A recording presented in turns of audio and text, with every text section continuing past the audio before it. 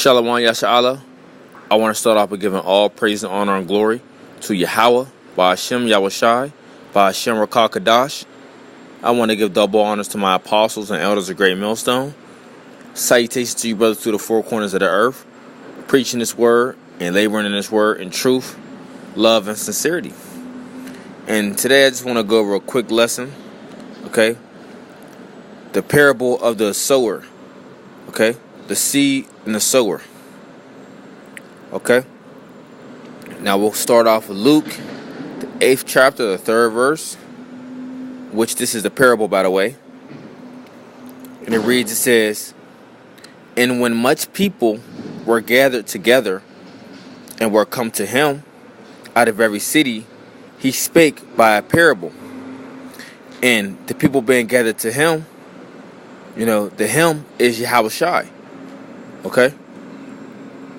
Verse 5, it says, "A sower went out to sow his seed, and as he sowed, some fell by the wayside, and it was trodden down, and the fowls of the air devoured it.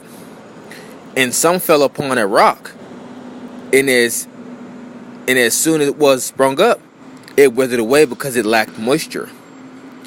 And some fell among thorns, and the thorns sprang up with it and choked it. And the other fell on good ground, and sprang up, and bare fruit 100-fold. And when he had said these things, he cried, He that have ears to hear, let them hear." Meaning what? Because everyone have ears. It means he that can understand. Okay? Let you understand what I'm speaking of, or what I'm about to break down to you. Verse 9, it says, "And the disciples asked him, saying, What might this parable be? And he said, Unto you it is given to know the mysteries of the kingdom of the Most High.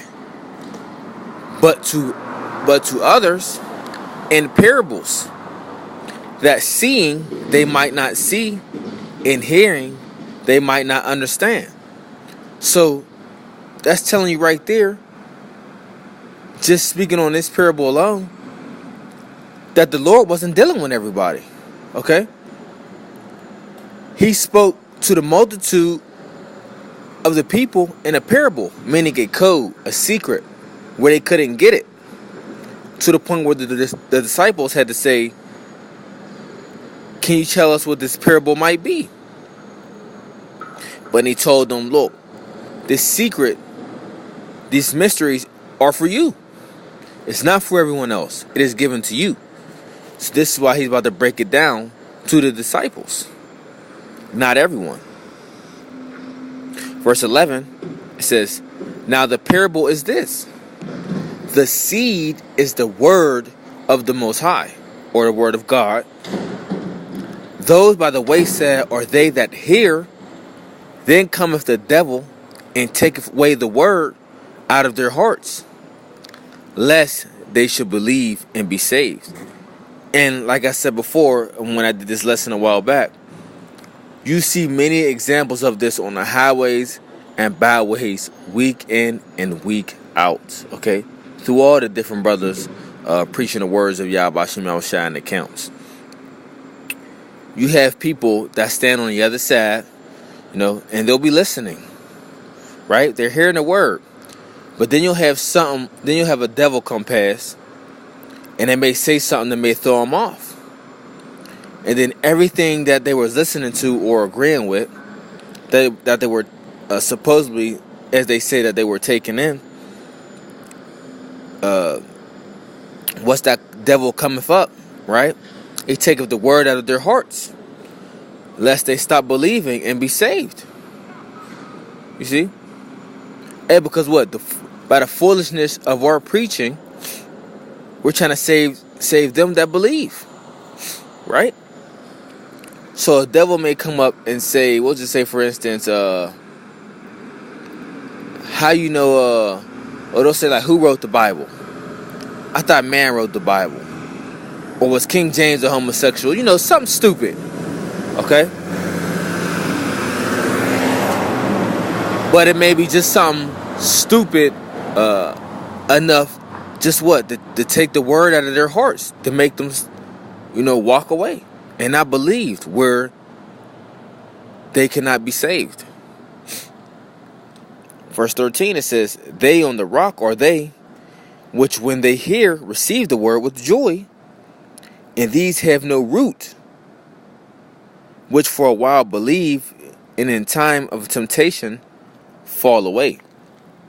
So here you go, the ones that's on a rock, right? So they hear the word, they receive the word. They're like, okay, this is beautiful. This is the truth. I'm an Israelite, okay, who the world calls Jesus Christ is a so-called black man. The kingdom of heaven is only for the Israelites. Now they understand why they're going through what we're going through as a people, as a nation, as far as the so-called Negroes, Latinos, and Native Americans, because of the curses about us not obeying Yahweh Shem Yahushua, having multiple women, many numerous of different things, but they receive the word with joy. They're happy to hear and find out that they're Israelite, right? That they come from a line of kings, princes, priests, judges, for as like King David, King Solomon. They found out that them were their people. And these have no root, which for a while believe, and in a time of temptation fall away. Now let's go into this word temptation to get some clarity. In the Greek, it's parasmos,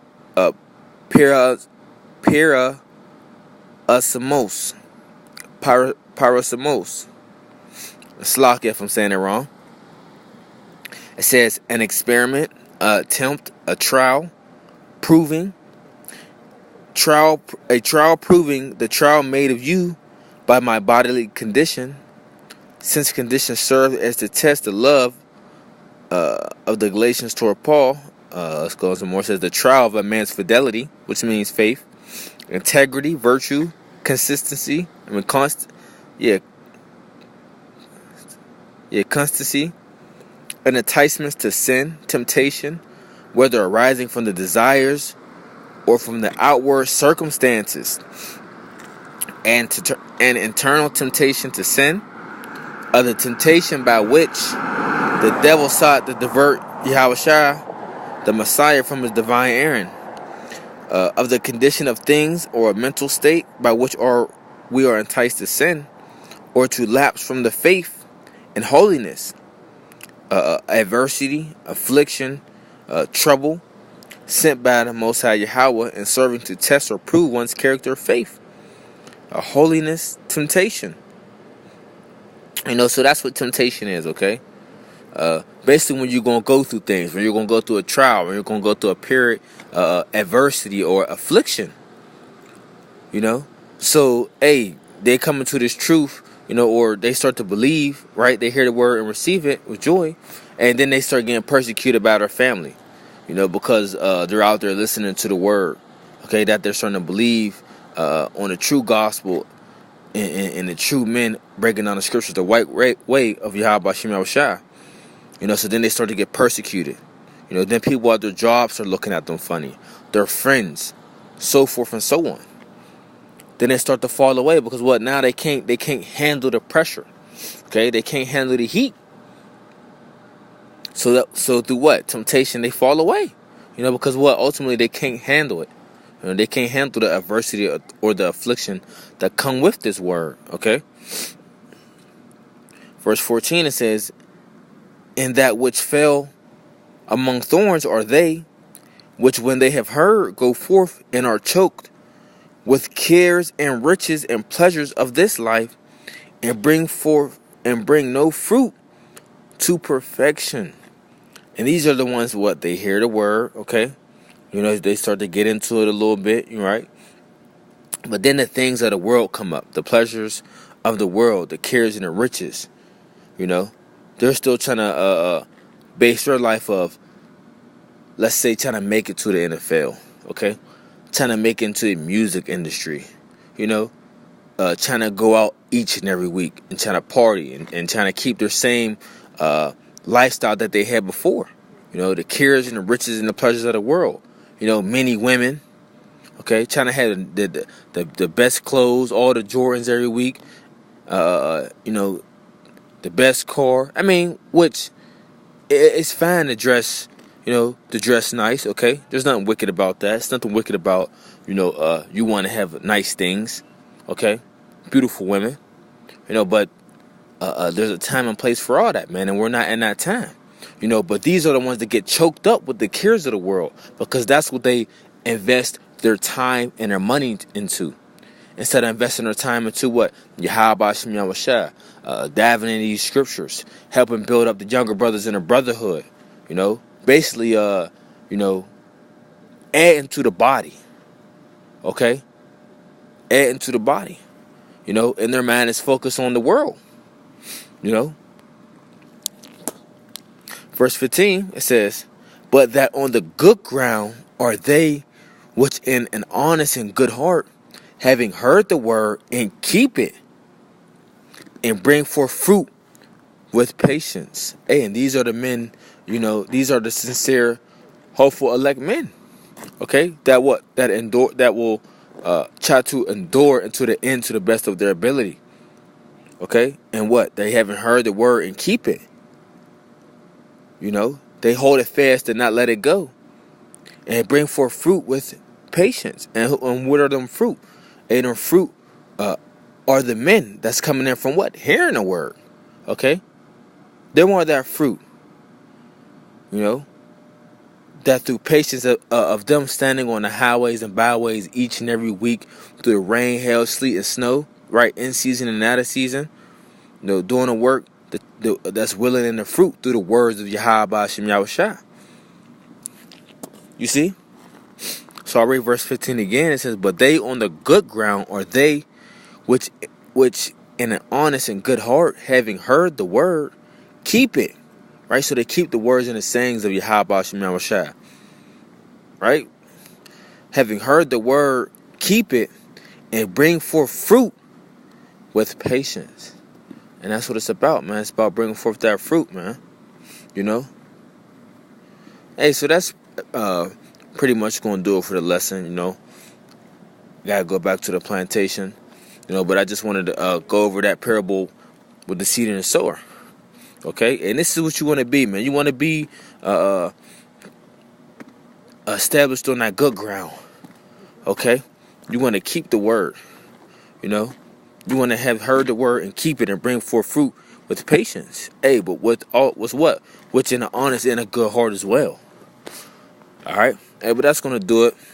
I'm going to give all praises, honor, and glory to Yahweh Hashem Yahushai. Double honors to the apostles and elders of Great Millstone. And salutations to you brothers to the four corners of the earth, preaching this word and laboring this word in truth, love and sincerity. Shalom.